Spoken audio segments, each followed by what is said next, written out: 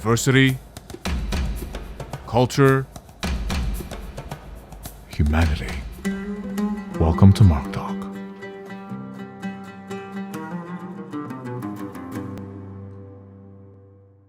What's up, guys? Welcome to another MarkTalk. Okay, today we have Dr. Kirk as our guest. I discovered him recently on YouTube. Actually, he has a podcast called Psychology in Seattle. As you guessed, he's a psychologist and therapist, specifically couples therapist. So I was really interested to talk to him. Let's get right to it. Thank you for coming. I've been a fan. I actually discovered your channel and podcast recently. I've been a fan since, so it's a pleasure to have you. I'm a fan of your channel now. You have some really funny, interesting videos. Thank you so much. How is the situation now in the U.S. post-elections? Is it? I hope it's not too tense right now with everything changing. Well, I don't know. I don't feel tense. I feel quite good and optimistic for the future. Okay, yeah, good, perfect. How does Canada feel about it? Canada, I mean, I can speak for my part. I mean, it looks like there's the energy of unity, which I think is what I'm rooting for. But our prime minister looks like he's quite happy with the situation. So, and so am I. I'm not gonna lie. So, okay, as you know, everyone on the channel loves culture, and they also love mental health. So that's one of the reasons why I reached out to you. And it looks like we have a lot of questions to go through. We'll do our best, but within the span of an hour. So we'll get to it actually right away. One question I had from a friend was concerning politics is, how do we detach from politics, especially when everyone's at home? Yeah, it's a problem for, I think, a lot of us, that there is such access to so many different streams of news. And some of it is designed to get us to click on it. And the way you get us to click on it is to provoke an emotion in us. And often news will use fear and shock. And this is a very effective way to get us to click, to get us to share, to get us riled up, to get us interested in something. Not a lot of articles are written with the headline of politician says something reasonable that most people agree with. Like, that just doesn't happen, because the consumer, us, we drive the market, and when we click on things, it perpetuates that. But the problem is that makes it so that 99% of what's clickable is purposely designed to make us feel afraid. And well, if clicking enough and reading enough of that stuff, you become demoralized. And you'll have a quite, I think, distorted view of reality. And so we all have to be knowledgeable about that and really, really be careful about what we click on and what we expose ourselves to and our emotional state as we're doing it. Right. And that's even talking about official corporate news, which, as far as I see, is also geared towards clickbait and generating more views. But how does social media come into play, like Facebook or Instagram or whatever, when it's not even official news, but it seems to be the most, like, it draws us even more than official news, official journalism? Yeah, well, a lot of people, research shows, I think most people, if I remember right, at least a sizable percentage, use Facebook as their primary source of news, which makes sense. Yeah, a lot of people just kind of browsing Facebook or Instagram, and they don't necessarily go to the New York Times or something. They might not even have a subscription. The point is that these social media platforms also are designed to engage us. And their algorithms have figured out, machine learning, AI, that when we're afraid, we click. When we're emotional, we will stay engaged. And it doesn't matter if the information is accurate or helpful to us. It's just a computer figuring out what keeps us engaged. And so it requires all of us, since there aren't good enough regulations, and since Facebook isn't interested in not keeping us engaged, we as consumers have to educate ourselves on how to monitor that. We have to push back. And it was the same when I was growing up. we were the TV generation, and we had to learn how to protect ourselves from advertisements. There's a lot of talk to us as kids about how to figure out what a TV ad was doing to you and whether or not it was accurate or not. And I remember by a certain age being very skeptical of what was happening on television advertising. And I don't think that we have done that enough education-wise to the general public today regarding the internet and Facebook. Yeah, I was listening to one of your podcasts about the social dilemma, actually, where you're addressing that. But I thought it was interesting that you're also giving a counter argument that it's not necessarily apocalyptic as it's being shown to be.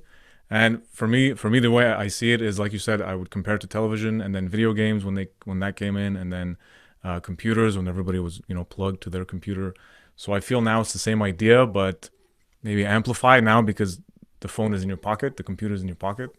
But I mean, what would you recommend as a therapist in terms of regulation? How could we bring in more ethics or regulation into social media or news, for mental health as much as just for general accurate information? Well, it's a big ask and it'll never happen, but I think that Facebook and other organizations like that and news organizations should be moral and ethical when they are reporting. There is some for sure, but I think that there needs to be more of that. In a capitalistic society, it is not likely to happen because to follow those ethics and morals, you are going to lose money. And that's just not the way things are set up. And so that would be nice. But in terms of regulations, I don't know. That's a real tough one because, of course, the government regulating what the press can and cannot say or what a social media organization can and cannot do has all sorts of problems with it that I don't think any of us want the federal government to have broad regulations around that. Of course, there are some regulations. But, there are some things. Twitter, for example, started to flag things that were factually dubious. Right. Yes. So I think that they're starting to wake up a little bit. I don't think it's going to fix the problem. I think there needs to be government programs on either side of the partisan divide that helps to educate people on how to view what they're being shown. I think every politician would benefit. Well, that's a tough one actually to say, but I think we would benefit as a society if our politicians made that a priority, regardless of what the partisan message was. People on the right in the United States could be educated that, look, there's a lot of conspiracy theories running around on right conservative news groups. Here is how to differentiate between fact and fiction. Okay, on the left, there are ideas being pumped into your left mind about vaccines and various other things. And here's how to differentiate between fact and fiction. I can't imagine us as a society doing that. And so I think it's on us and maybe as a public education system to do what we can. But in the documentary, they talked about it, how it's basically going to be a apocalypse in the future, literally like we are going to be like in a situation where the economies would completely collapse and everyone would be fending for themselves. And, there'd be mass die-offs of human beings. They were basically saying that. I don't know, but it doesn't seem like that's going to happen. But I will say that if we're not careful in 20 years, we might see more in an increasingly problematic situation, what we've been seeing in the political sphere today, which is politicians manipulating the masses with lies and propaganda and all sorts of tried and true ways of manipulating people. But with Twitter, you have this direct line with a bunch of people, and you can depend on those people being in an echo chamber. And so there is some worries that I have for sure. I just don't think we're going to be like a zombie apocalypse. Right. Yeah. But it is a bit of a double-edged sword here, because on the one hand, it provides information very rapidly, that before was only fed to you by, the corporate media. but at the same time, like you're saying, it can create echo chambers, flat Earth theory here or anti-vaccine there. So, but I've seen recently, especially with the elections, every time I'd be on Instagram, I would see anything dealing with the elections. You would have a little note that says, "Find out more information about that, accurate information." So maybe there's progress, step by step. Definitely in the right direction for sure. Yeah, but I don't know if it's changing any minds though. right, yeah, yeah. It's very easy for people to just follow what reinforces their belief. Yeah, I don't know where else to go with this other than to say that I also think that. So I'm a progressive liberal, and one of the things that we can do that I recommend that all of us do is stop ridiculing the right, because when we ridicule them and humiliate them, it hurts their feelings. And when we get hurt, then we defend ourselves. We dig in, research shows this, and we attack back through, tweeting, verbal, circling the wagons, and even violence. And so if we're going to actually fix the system, we have to do our part about how we've created this. This isn't just something that the right created. We created this as a system. And a big part of the ongoing problem is our effective ways of ridiculing the other side, which is not the answer. Mm-hmm. So basically, just reach out and stop vilifying. Yes. Okay. It takes a bit of courage, I find, but I agree. Yeah. Just a bit of compassion. Yeah. And I find that I'll be ostracized by the left for doing it. They'll say, how dare you have empathy for those people? How dare you give them the benefit of the doubt? Don't you realize that they're the enemy? And then I have no one, the left will reject me. The right already hates me, and I'm all alone. And I don't know, if you get into these kinds of situations on YouTube, but I've been there many times. And then I play it safe sometimes. I just, okay, I'll go back to the safe place of just continuing with the status quo and allowing it to get worse and worse. I mean, what do you do? I've always followed my principle of compassion, and this is something I always preach. Also, is to have the ability to listen to somebody who argues, who is on the opposite side of you. And maybe it's an instinct of mine, but I tend to be drawn to people who don't agree. So I'm comfortable with someone who doesn't agree, and I always try to look beyond the label. Who's this human? And they have a story for whatever perspective or opinion they hold. So I think the first thing is just to be an example. If some people will, let's say, hate me for it, I still feel comfortable in the fact that I know I'm doing the right thing, because I know compassion is not an evil. I know compassion is not, because we're social creatures. So we bond with each other. So I don't see a benefit in creating a division. So if I see that, I'm going to try the opposite. Have a seat, sit down with me. Whatever you feel you want to say, even if it's intense or it goes against what I believe in, just go ahead and say it. Let's just break that wall and find the common ground, which I think is maybe an instinct for diplomacy, but that's the first way to break that. And actually, language is one of those things. Language is one of the first ways to connect and break barriers.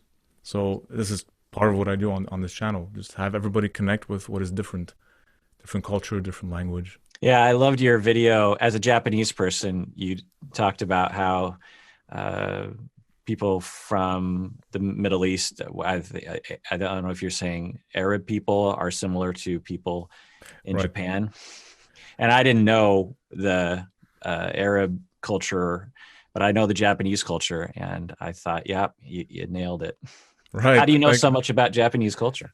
Well, ever since I was young, because I used to practice karate, so that's what introduced me to a bit of Japanese culture, and I just fell in love with everything. It started with the samurai, and from there, I started learning the language. And for me, learning the language is more than just the words; it's really studying the culture. Yeah. So I mean, I've never been though, but it's on my list.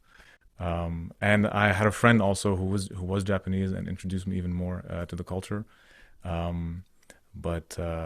Yeah, from there, I mean, it's as much as I know, But again, I look for the commonalities, and I'll laugh, let's say, at the differences because it's not something that should create this wall. It should be interesting. So finding, like example, the difference in time and measuring time or valuing time, which is a huge contrast, but family values are there. So again, just finding common grounds between people. But yeah, I have yet to visit though. Have you been? Yeah, it's a very, very interesting place. A lot of differences. Okay. There's some very, go with someone that lives there or has lived there for years because it's hard Okay. to see through the veil. It's helpful to have someone actually explain to you what's happening. I know that you're half, right? You're half Japanese, and what is the other half? It's a mixture of Swedish and UK. Okay, so how, were you born in Japan? No, my great grandparents on my dad's side were born in Japan, and Okay. on my white side, we go back to like pre-colonial United States, Okay. and Swedish people came over in the 1800s. Oh, okay, okay. Do you speak any of the root languages? Swedish, No, Japanese? neither does my any of my parents. I'm Okay. fourth generation, so Right. Okay. we've completely lost any connection, really. Okay. Speaking of, how has it been for you being mixed? Growing up mixed. I think I've seen one or heard one of your podcasts where you kind of discussed a bit about being a hapa, right? Hapa. Yeah. Could you explain exactly what a hapa is? It's a word used to describe half Asian, and it means various different things, but it's usually used to refer to half Asian people like myself. Yeah, I mean, there's a lot of things I could say. I didn't feel comfortable or accepted by either group, white people or Japanese people. Racism is everywhere. And I think that might have been something that I learned early was that every group has their own assumption about people, and it's usually wrong. And learning that at the age of like 7 is an interesting lesson to learn that for some privileged people, they might not ever learn, frankly. So that painted everything that I saw in the world. It made me skeptical of everything I heard and everything I saw when any authority figure, who were usually white people, said anything to me. I remember looking at them like, well, you're a white person and you're wrong about Japanese people. What else are you wrong about? And I think that was a blessing and a curse. Okay, right. Did you grow up in a mostly how can I say, like non-mixed area? Yeah, I was almost like 99% white people. Yeah. Okay, so you were the culture, basically. Yeah. I was the Okay, exotic, weird person. Yeah. right. Lots of questions. Where are you from?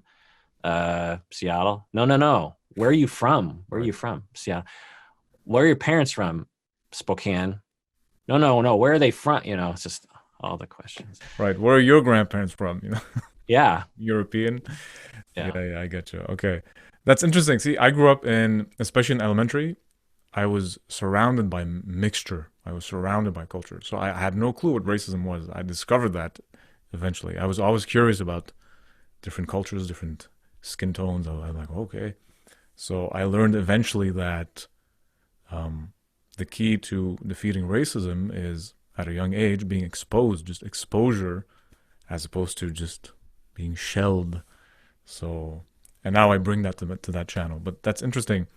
I remember you also said you did you grow up in Hawaii also, or you visited? I remember you said or you connected more, if I'm not mistaken. Yeah. When I visit Hawaii, it's the one place on the planet I feel normal because Okay, there are so many Hapa people there.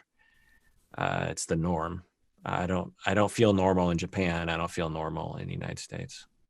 okay. So it's funny. I remember having a video talking about being a hybrid, which is almost its own culture in a way, like Mm-hmm. a third color, if you want.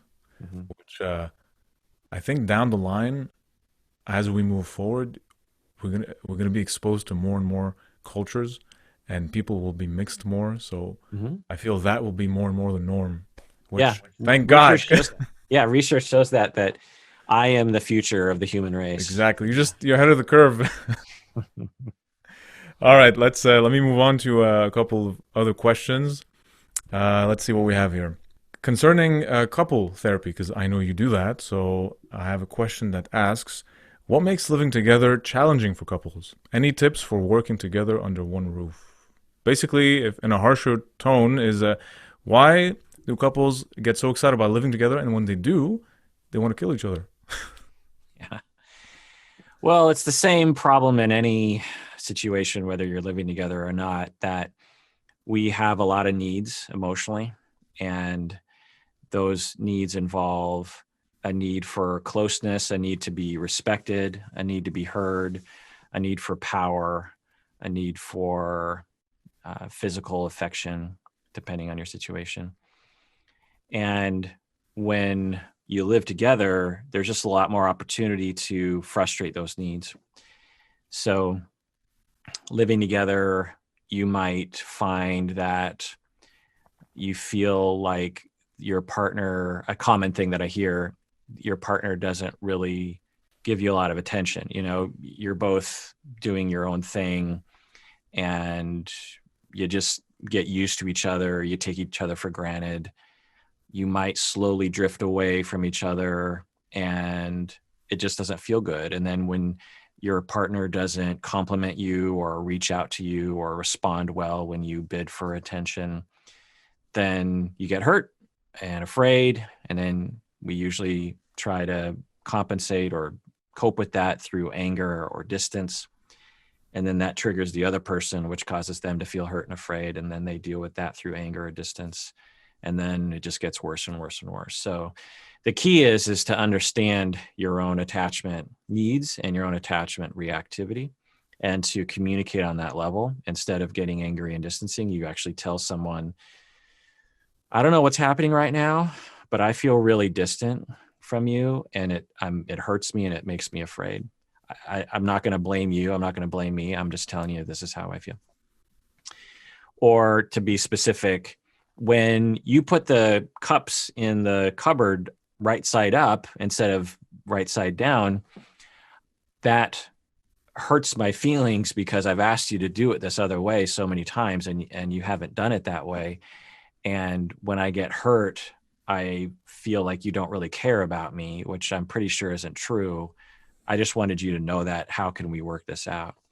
People don't usually, communicate that way, because at the very first level, they're not even aware that they are hurt or afraid. They're usually only aware of their anger, or they're so traumatized by their childhoods that they don't trust other people with their vulnerability. And so that level of communication is very difficult for some people. Okay, so there's different layers. But from what I understood, it seems to be very much about being honest with your feelings and how you communicate them. Instead of like insulting the person, Mhm. saying what you feel, like, okay, I feel angry because of this. And okay. So honest communication and understanding feelings. Okay, makes sense. Okay, let's see. Here's a good one.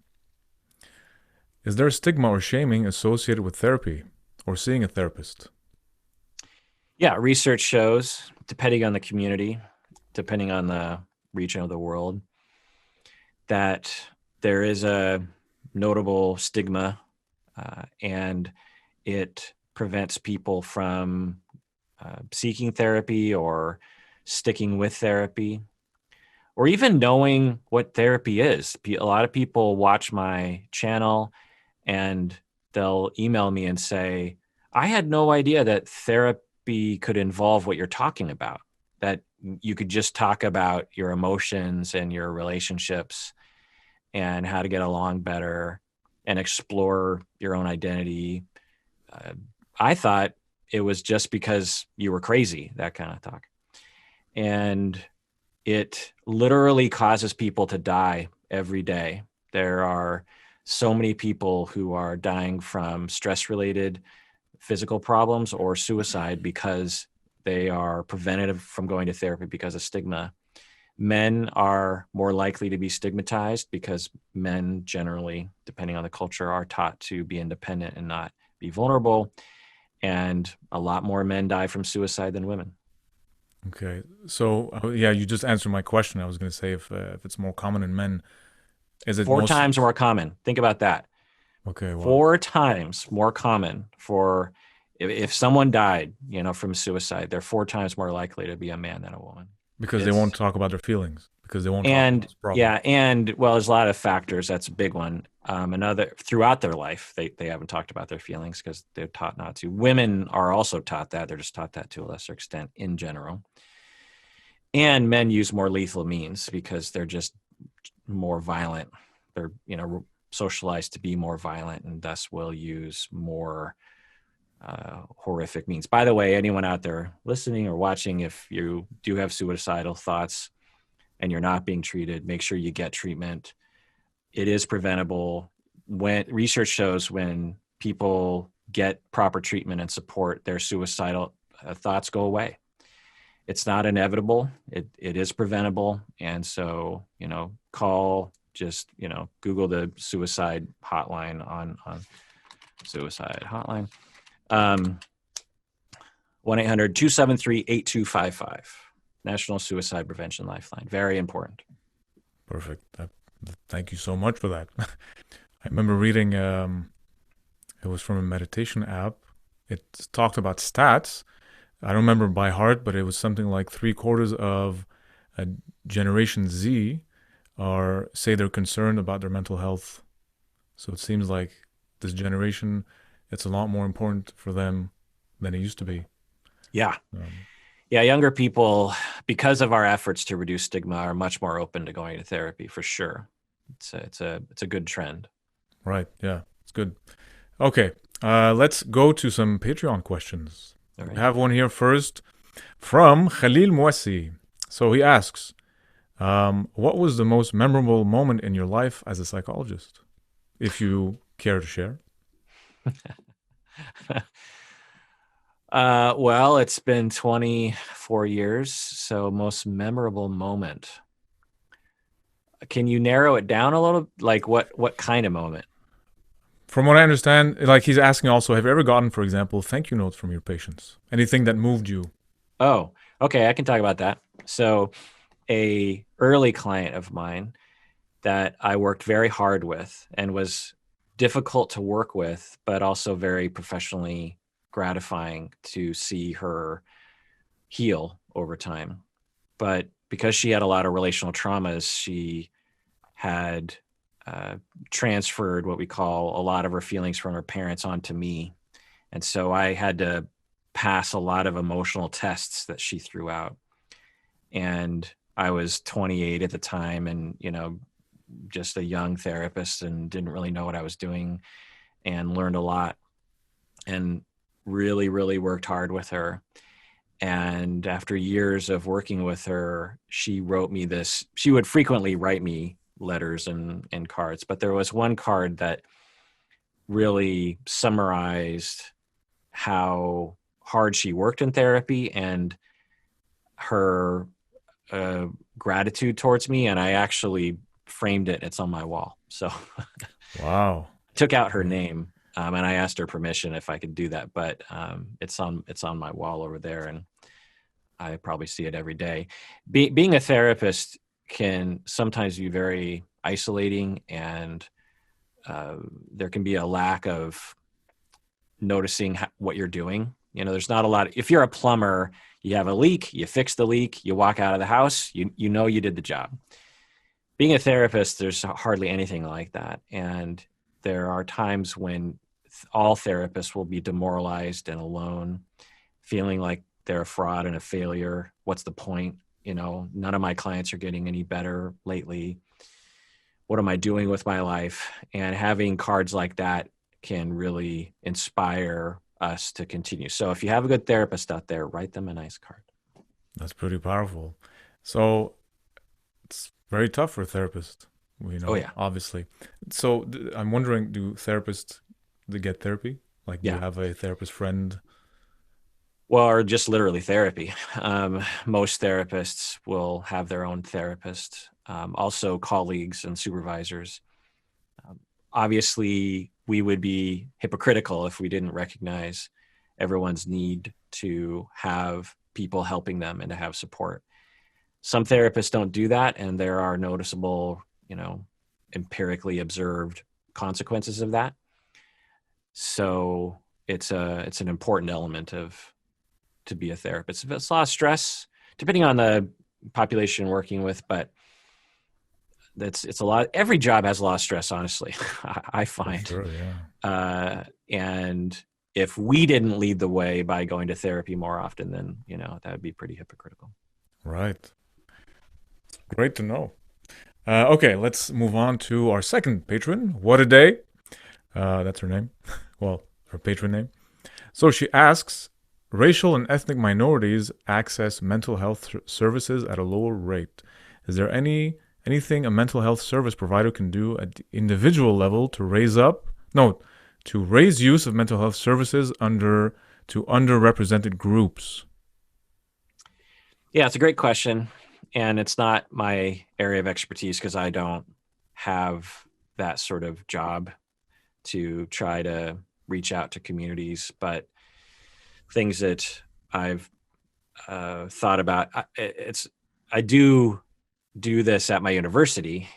We will try, because there's an underrepresentation of people of color who will seek out graduate school to become a therapist. And so we have to do what we can with that. But the things that people can do are to hire people of color.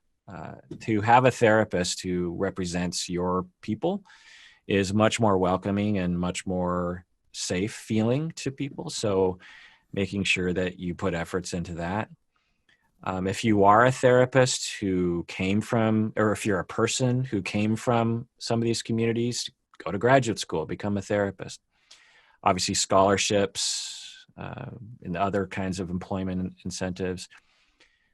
There's obviously public health things you can do, reaching out, helping people become more aware, having translation services as well. Yeah, but it's a tough thing. I in the beginning of my career, when I did work for government contracts, they would send me into homes, and there were people from all over the world, and I found incredibly difficult to even explain to some people what therapy even was, to explain that I am here for a variety of things, including just listening. And listening can heal. Listening can help. That was a tough sell to a lot of people. They'd say like, well, what are you going to give me? If listening isn't going to help me at all.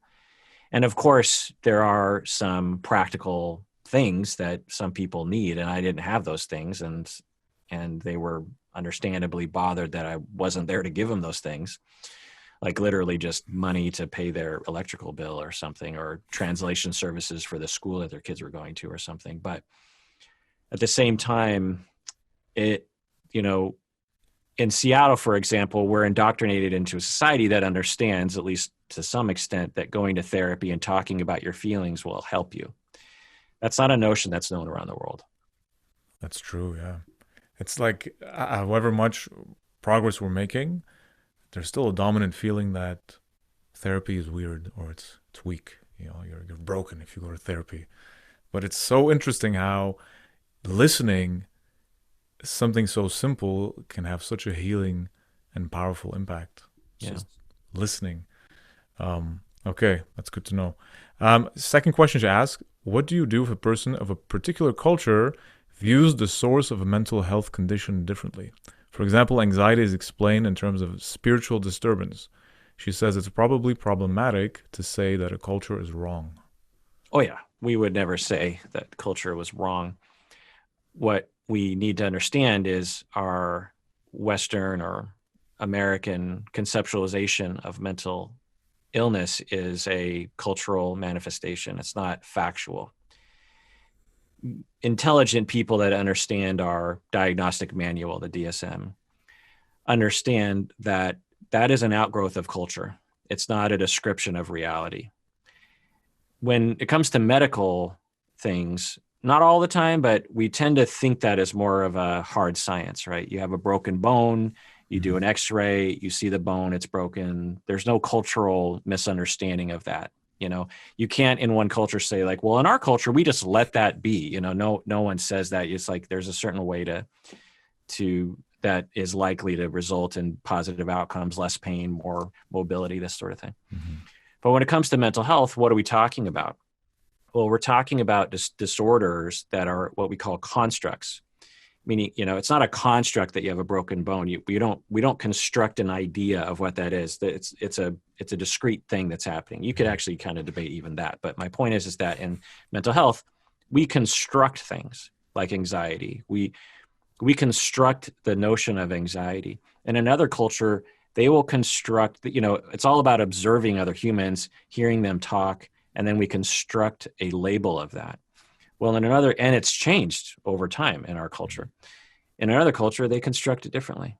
And we have to understand that. And that construction will be very important for us to understand when we're treating people. Because for some, it's not a matter of, like as an example, there are other cultures that anxiety is much more of a physical thing than we think of it in the United States. We tend to, in the United States, not everyone, but generally speaking, we tend to think of anxiety as like a brain thing where we're afraid. There's a stress and it's in the brain.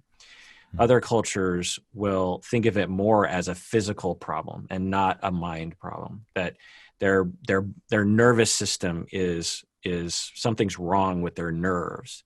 And both are right, because both are observing people and applying a label. They're just emphasizing different parts of the whole. You have blind people looking at an elephant. I can't remember that saying, but one person says an elephant is a tail. Another person says an elephant is an ear. Another person says an elephant is a trunk. Well, we're all looking at it from different perspectives, and it's very important, but frankly, a little rare that therapists really get that. And I find it to be very helpful to put things in perspective, even when I'm treating someone from my culture. It's helpful for me to recognize, well, we're both still talking about a cultural description, not a description of reality. So it helps then for a therapist to at least understand or research the patient's culture, maybe try and understand their side of the world. Yeah, not only research, which can be difficult, but to hear and really listen to someone, even in your own culture, or someone you perceive to be from your own culture. When you listen really carefully, you hear their worldview, the way they construct their world, and never assume that you understand what they mean by the language that they use. Their language could just be completely different in terms, indicating a totally different worldview. So that takes time and effort. It also takes humility on your part as a therapist to recognize that your way is not the way, which frankly, not every therapist recognizes. Okay, let's move on to a couple questions from YouTube. So we have here from Dire Straits 2. He asks, I'd like to know how cultural prejudices affect one's conduct and values. The rest is details. They're asking, for example, there's fake stereotypes about Arabs who are seen as dangerous people, even though it's not true. They're asking, if a person has grown up inside of a society which leads to hate a specific cultural group, this person will automatically hate those people? Yeah, we see that. It's upsetting, but there are just constant examples of that around the world, that your ideas are not your own. You've been indoctrinated in a variety of ways. And to Americans, this is particularly difficult to understand because we like to think of ourselves as independent, and we make ourselves. But that is just not true. And it's not hard to see that's not true when you actually look around the world. And the example that I try to give to try to explain this to people that are having a hard time, because it's a whole paradigm shift of thinking, wait, so all of my values and all my thoughts and all my ideas and all my heuristics and all my initial reactions to people, that's not really me. That was pumped into my head. Like, that's a hard thing to accept. And so what I try to do is I say, well, do you remember learning your first language? The language you learned when you were 1 year or 2 years old. Do you remember learning that? And they'll be like, no. How did you learn that? Did someone sit you down with a chalkboard and actually teach you? No.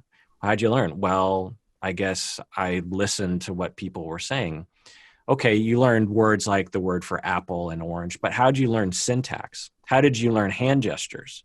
How did you learn face gestures? Well, I guess I just watched it and mimicked it. Well, that's just language. Think about all the thoughts you have. Think about all the ideas you have about things. You also absorbed those. No one sat down with a chalkboard and said, Black people are criminals and scary. No one said that to you, but you picked it up. You noticed. And those are in your bones now. And it's really hard to deprogram that. In the same way that at the age of 35, you're not going to learn a new language with the same fluency as you did when you were 1 or 2. Your brain just isn't that plastic. And so the ideas pumped into your head about different races and different genders and different people, they're kind of there to stay. And we've shown that through research. But we have to acknowledge that and deal with it and try to deprogram it the best we can and account for it as best we can for justice reasons.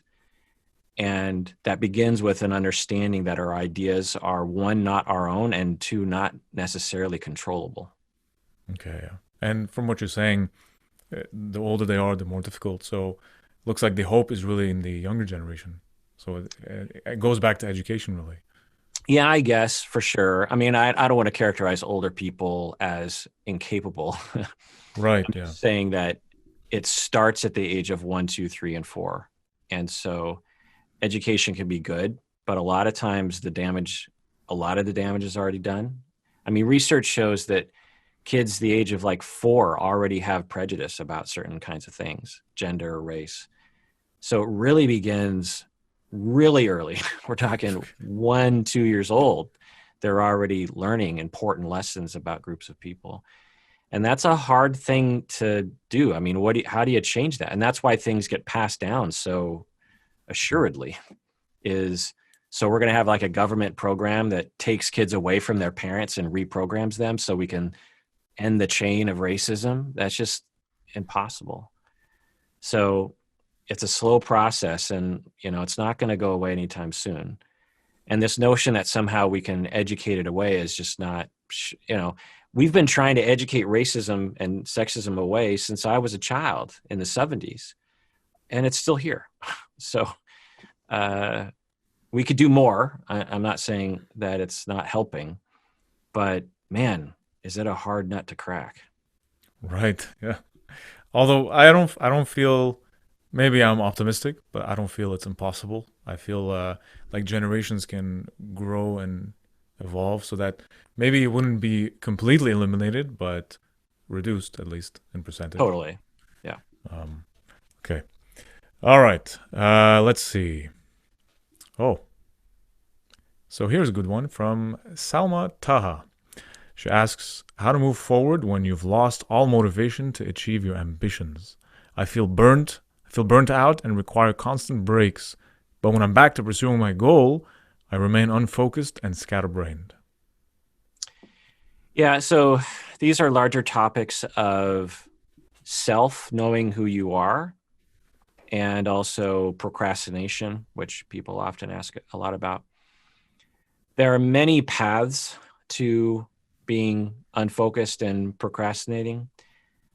I'll go into one of the common ones, but it's not the only one, is when we're growing up, there's an important phase of life, 3, 4, 5 years old, that we go through in an optimal family in which we develop a sense of who we are and what we want and what our needs are. And this might sound like something that everyone has, but not everyone has, and there's degrees to how much people have it. The question of, what do I want now? What do I want with my career? So it's just a question, like you're 22 and you're like, okay, what kind of career do I want to have? Well, there's this notion in society that if you just kind of think about it enough, you'll figure it out. And that isn't true.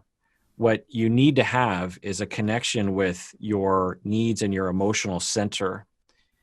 And you need an ongoing sense of that, because as you experience different activities, as you experience different ideas of the future, you need to have a connection with your feelings so that you can gauge, how do I feel about this? Is it going to meet my needs? Is this career actually in line with my needs? Is it against my needs? And that's a very, very complex thing. And so some people are not raised in a way that they were allowed to really develop that sense of their emotional center. Their emotions are down there, but they don't really notice them because they learned to cut themselves off from it because of the troubles they were going through. And so they grow up and they survive and they figure it out, and they start to try on different careers, and they can't, they'll intellectually say, well, this is the career I want, but it's not really in line with what they really want because they were never given an opportunity to figure that out. And they will find that when they try to motivate themselves to do something, they have a hard time motivating themselves, or they become distracted really easily. And that's because that thing is just an intellectual idea about what they think they should want, but not actually what they want. This is only a certain section of procrastinators and career problem people. So I'm not saying this is everyone, but it's a sizable chunk of them. Mm-hmm. The answer, unfortunately, is long-term therapy to figure out who you are and what you want. It takes a long time. Essentially, you're being reparented in a way that you should have been when you were 2, 3, 4 years old. The therapist is asking you, how do you feel? What do you want? In a safe place where you can actually explore that and get in contact with that. Then after you develop that, which could take years, you start interfacing with different careers, you start fantasizing about different futures, and you're in contact with your feelings. And then you can actually evaluate, because I don't know about you, but for me, when I do YouTube videos or my podcast, there's no ambivalence. I want to do it. I did this podcast for 7 years and lost money, by the way. So I must have been doing something I wanted. There was no reason to do it. No one was listening. No one was watching. Everyone always asked me, like, why are you doing this? And I was just like, I don't know. I just can't not. I have to do this because I was in connection with my feelings. It felt good to just get things off my chest. It's a personal satisfaction that I was in connection with. I felt it as I did it. And then I knew, oh, I should be doing more of this, even though there's no reason to be doing it. I don't gain anything from it. It's not an intellectual, intellectually, I shouldn't be doing this. It's a waste of my time, but I love doing it. I love talking with other people. I love exploring things. Mm-hmm. And you're benefiting too on top of that. Yeah. And I'm in connection with that. It's right. Really my core. It's not just an intellectual idea. And so, for a lot of people out there that are struggling with career and motivation and procrastination, I encourage them to explore this idea of being in connection with your emotional core, a connection with yourself, they'll sometimes call it. And if that's a chronic, ongoing issue, then seeking a therapist that works to help you. Not every therapist knows how to do that. And getting in connection with that. It can take a long time, but it's very worth it. Right. I was going to say, I know that cultural expectations can stand in the way of that too. Let's say it's something you feel you want to do, but like we always make fun of the fact that, well, at least traditionally, Arab parents always want you to either be a doctor or you want to be a lawyer or things like that are prestigious.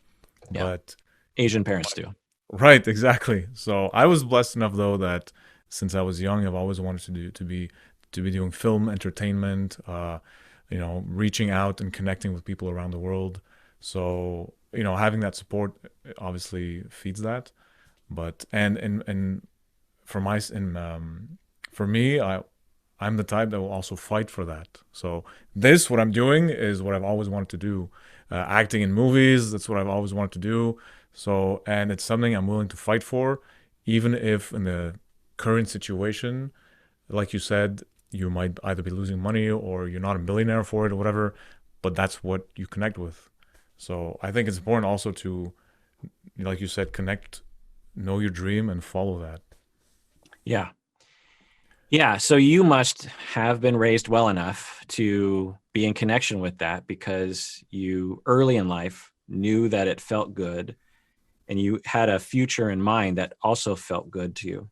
It wasn't being imposed on you from Exactly. outside. It was even in opposition to what was being asked of you. And as you started to do it, you're like, yes, this does feel good to me. I don't need to, this doesn't feel like work. I don't feel like I have to beat myself up to do task 1 through 5 because I just love doing this sort of thing. Now, not every career can be that way, by the way. You know, some careers are literally digging ditches. Someone's got to dig the ditches. Right. And not a lot of people wake up in the morning and go, I can't wait to dig ditches. So I'm not saying that your career is necessarily in line with your dreams, but Okay. it is in line with the bigger picture of your life. You know, there's some reason why you're doing it. Maybe to do that, it gives you a home, and that's very important, and a chance to hang out with your family.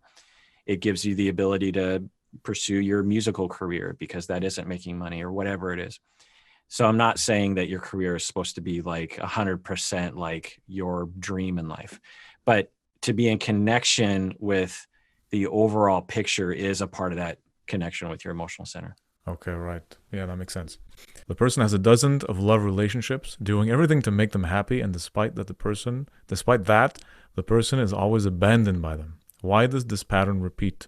The person even tried to change the tactic and method of its behavior in one of those relationships, but the end was the same, like with the previous one.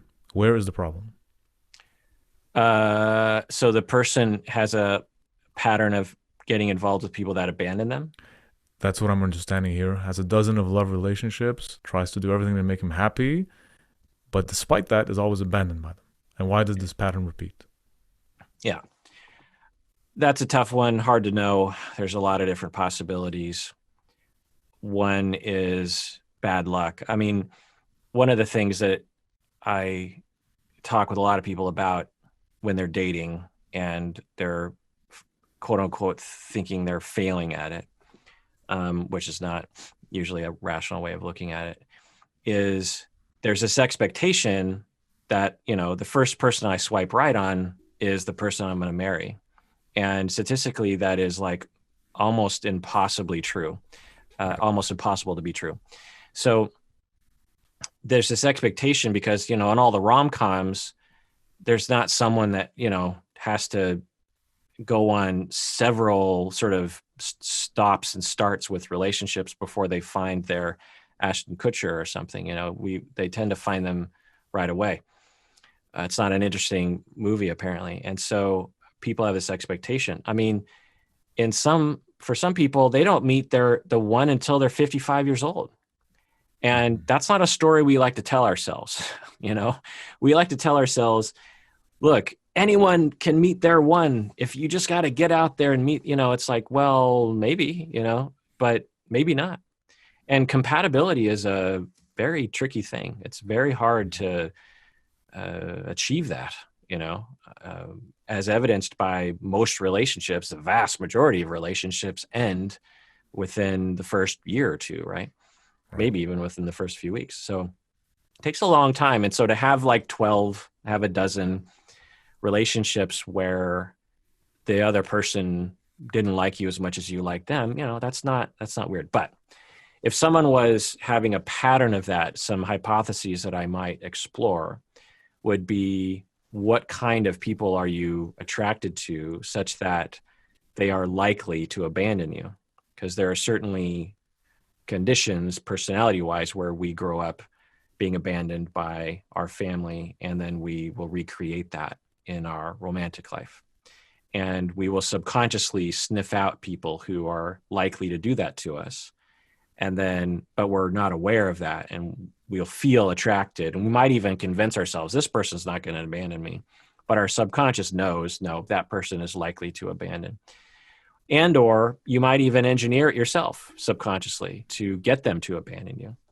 I don't know if that's the case in this scenario, but that would be one hypothesis that I would explore. So from what you're saying, as a possibility, it's related to parental issues? Yeah. Okay. I mean, caregiver issues generally, Okay. whoever was caregiving, grandparents or whomever. And when we go through abandonment early in life, one of the tragedies of development is often we will grow up to have either abandoning others, or we will choose others or engineer relationships such that they abandon us. Okay. It's something that just gets passed down through the generations. And without a lot of therapy, it's hard to resist because of the subconscious nature of it. It's like a self-destructive path. All right. A couple more questions. This is something I'm not familiar with, but the questioner asks, please discuss the concept of community lethargy post-lockdown. I'm not familiar with community lethargy. Maybe you have some insight? I don't know either. I could speculate, take a guess. We could speculate. Post-lockdown. I would take a guess and say that, because of lockdown, there will be a sense in a community that fatigue and lack of motivation. Seems possible that's what it's referring to. Everybody's sick of it. Yeah. And also just the boredom, right? You just, I'm fine. For me, it's getting that way where every day is the same. Now, this is a nice welcome difference. I've never spoken with you before. Right. And these questions are interesting. So at least for this hour, I'm breaking from the norm, but so many of my days look the same, wake up at the same time, do the same thing, have the same routine, eat the same meal. And so solutions to that are to find variety. I mean, this is just me giving tips. This isn't really a therapy thing because I don't know the answer therapeutically, but I can say from my own personal life, and maybe you can share what I don't know if you have this sort of lethargy, but for me, I'm trying to find variety in where I can get it. And so one of the things me and my wife are doing is having different kinds of meals. So that helps. Okay. Other things that we do is we will play this online movie trivia game. Actually, I'll give a shout out. Movie Cat, they're on Twitch. And every Wednesday at 7:00 Pacific time. It's a local Seattle thing. It's really fun. And so we'll do that. We will go for walks in different neighborhoods that we don't normally go walking in. Acquiring more pets. When you get a new puppy, there's a lot of course, new energy in the house. So by the end of the lockdown, we'll probably have like 13 animals in this house. But so that's what I'm doing. But in Canada, I don't know where you're at. You're in Vancouver? And Montreal, actually. Oh, Montreal? Yeah, I mean, for me, lockdown, honestly, I'm so busy. I find whether having hobbies or I'm always editing too. I always have. And I have a creative mind, so I'm always coming up with ideas. So I find ways to keep myself busy. And I've found meditation and mindfulness to be really helpful, just coming to the present, not thinking too much about what's going to happen, what happened, or whatever. And just gratitude. I look around and count my blessings.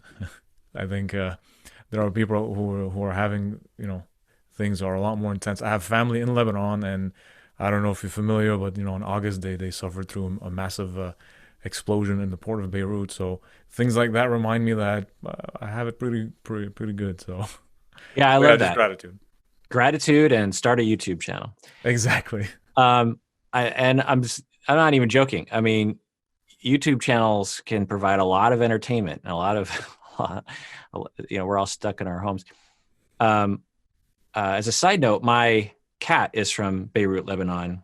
There's a organization called Animals Lebanon, which I'll give another shout out to, that rescues cats and sends them to homes in the United States. And when the explosion happened, it actually damaged their facility.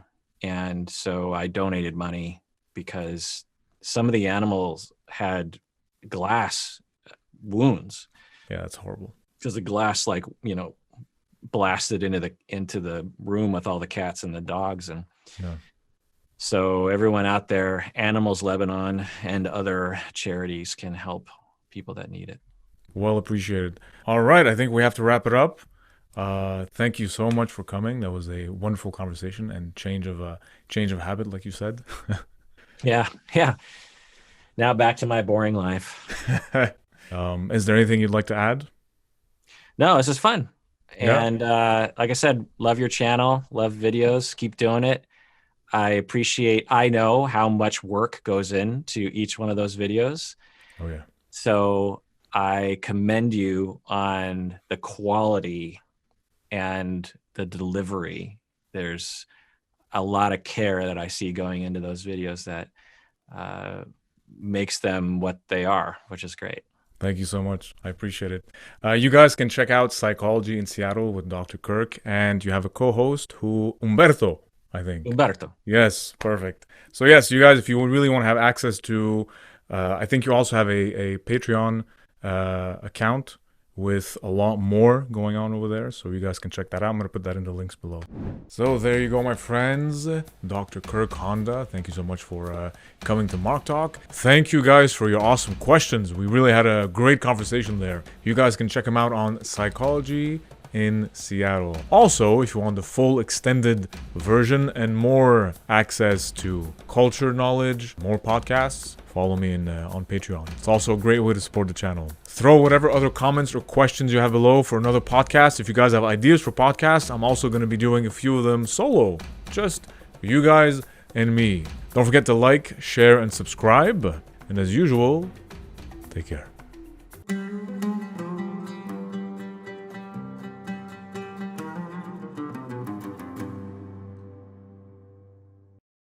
This is a rising picture. Duh.